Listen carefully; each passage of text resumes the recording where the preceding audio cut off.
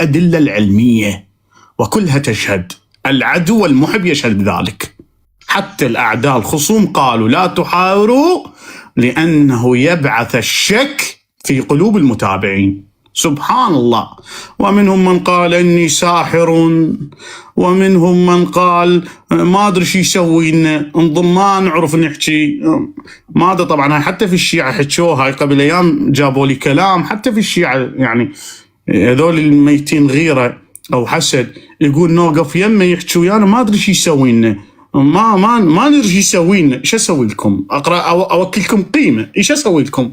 يقول ما ادري نوقف يمه، نريد نحكي ما نقدر، نريد نسولف ما نقدر، ما ادري شو يسوي لنا. اي ام عباس جايب، ام عباس مخليه بجنطه وترشيلكم مسحوره.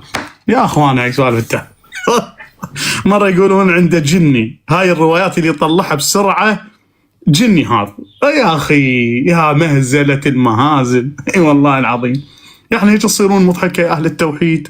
يعني أنا مخلي عندي جني مال روايات، أول مرة أشوف جني يجيب روايات. زين هذا الجني ما عنده شغل وعمل، يجي بس بوقت البث.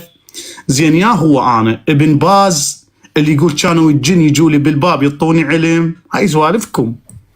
عموما والله حلو لو يشكو جني. كاس لو هيك جني خليه يجيب لي كاميرا للبث، إذا هيك عنده قدرة يجيب روايات خلي يجيب لنا كاميرا للبث قوية 3D نريدها.